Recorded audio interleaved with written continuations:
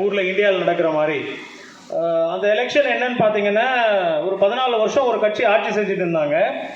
இன்னிலேருந்து வேற ஒரு கட்சி, லேபர் பார்ட்டி அப்படின்னு ஒரு பார்ட்டி, அந்த கட்சி தான் வந்து ஆட்சி செய்கிறாங்க இன்னிலேருந்து.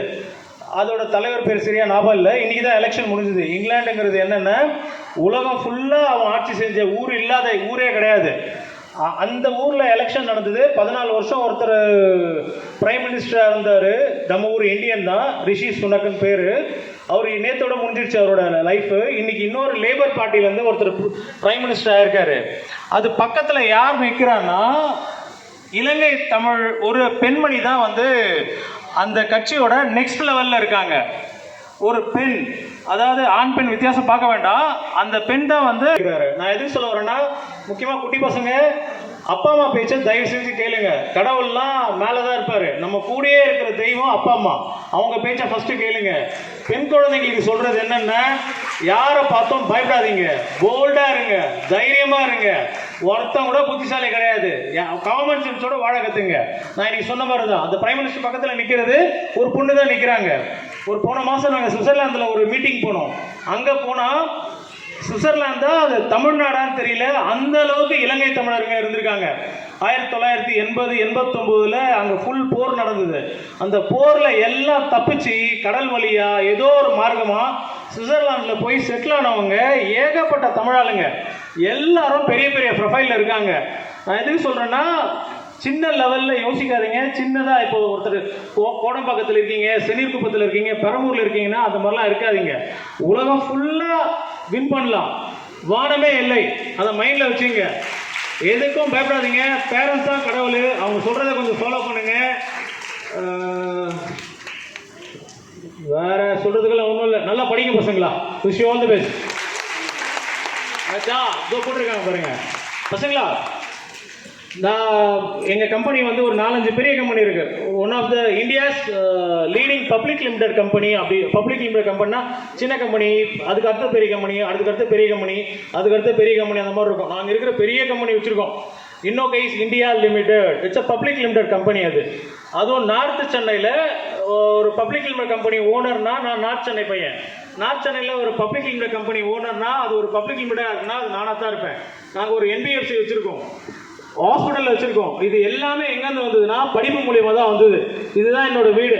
நான் இன்ஜினியரிங் முடிக்கும் போது இந்த வீட்டில் வந்து கரண்ட் கூட கிடையாது. எங்கள் அம்மா ஃபோட்டோ இருக்கடா, இது எங்கள் அம்மா ரோட்டோரமாக இட்லி கடை நடத்தியிருந்தாங்க. இங்கேருந்து தான் நான் வந்திருக்கேன்.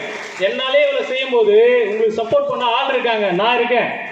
படிங்க, தயவு செஞ்சு படிங்க. ஆனால் படிப்புனா வெறும் புக்கு மட்டும் படிக்கிறது படிப்பு இல்லை. அந்த அரசியல் கறந்த ஒரு என்ன படம், அது கார்த்திகை என்ன படம், அரசியல் கலந்த சமூக அறிவியல். மெட்ராஸ்ல சொல்லுவாங்க, கடைசியில் ஒரு டைலாக் சொல்லுவாங்க, அதை ஞாபகம் வச்சுங்க. அரசியல் கலந்த சமூக அறிவியலும் உங்க படிப்பும் ரெண்டும் சேர்ந்து தான் உங்க வாழ்க்கையை மாற்றும். படிச்சுட்டே இருந்தாலும் யூஸ் ஆகாது.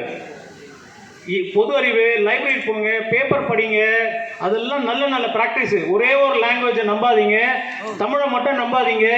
பக்கத்தில் இருக்க தெலுங்கு, மலையாளம், ஹிந்தி, சான்ஸ்கிரிட் என்ன படிக்கணுமோ படிங்க. மொழி தான் இம்பார்ட்டண்ட். அந்த மொழி கம்யூனிகேஷன்ஸை அடுத்த லெவல் கொண்டு போங்க. சாப்பிட்ற நேரத்தில் பேசுறதுக்கு மன்னிச்சிருங்க. தேங்க்யூ.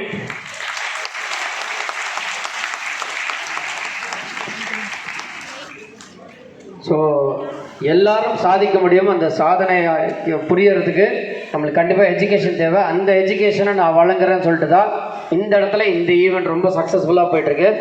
ஐ திங்க் டின்னர் ரெடியாக இருக்குது. அதுக்கு முன்னாடி ஒரே ஒரு விஷயந்தான், எனக்கு ஒரே ஒரு சின்ன ஹெல்ப்பு. கண்டிப்பாக டாக்டர் சுகுமார் பாலகிருஷ்ணன் மற்றும் மிஸ்ஸஸ் சுதா சுகுமார் அவர்களுக்கு எல்லாரும் ஒரே ஒரு கை எழுந்துருச்சுன்னு கை தட்டலாமா? தொடர்ந்து it has to happen. God bless you both of you. ஏன்னா ஒரு சின்ன ஒரு இனிஷியேட்டிவாக இதை பார்க்கவே முடியாது. ஒரு மிக மிக பெரிய ஒரு இனிஷியேட்டிவ் பரத் ராக்ஸ் 2024. தொடர்ந்து நிறைய யங்கர் ஜெனரேஷனுக்கு நிறைய எஜுகேஷன், நிறைய நல்ல திட்டங்கள் தொடர்ந்து செய்யணும். அதுக்கான ஒரு கைத்தட்டல் தான் இது. And thank you so much both of you. God bless you.